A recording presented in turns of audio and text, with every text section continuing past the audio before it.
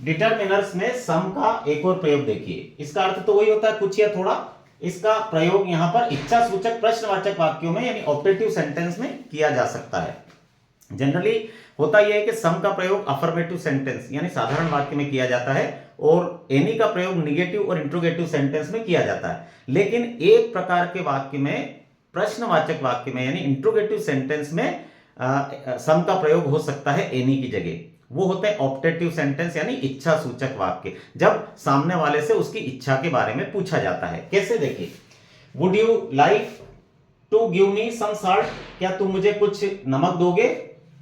अब ये सामने वाले से उसकी इच्छा पूछी जा रही है, क्या तुम मुझे नमक सरका दोगे, इधर थोड़ा नमक चाहिए मुझे खाने में, तो ये इच्छा पूछी जा रही है। Would you like to have some tea और कॉफी, क्या तुम चाय या कॉफी लेना पसंद करोगे थोड़ी बहुत, है, तो सम का प्रयोग है। फिर अगला है, इसमें भी उसकी इच्छा पूछी जा रही है।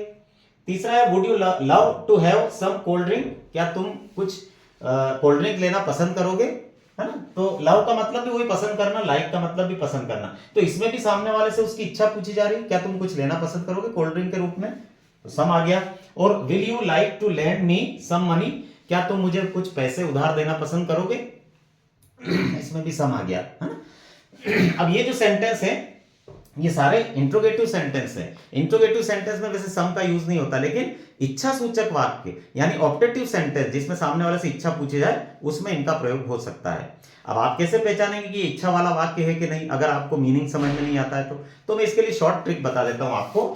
देखिए, इनकी शुरुआत अक्सर या तो वुड से होगी, ठीक है, या फिर विल से होगी। सबसे पहले या तो वुड आएगा या विल आएगा, और अक्सर इस प्रकार के वाक्यों में बीच में कहीं ना कहीं लाइक आएगा या फिर लव आएगा। लाइक और लव वाले सेंटेंस जो होते हैं वो सामने वाले से उसकी इच्छा ही पूछी जाती है, उससे क्या तुम ऐसा पसंद करोगे, क्या तुम वैसा पसंद करोगे।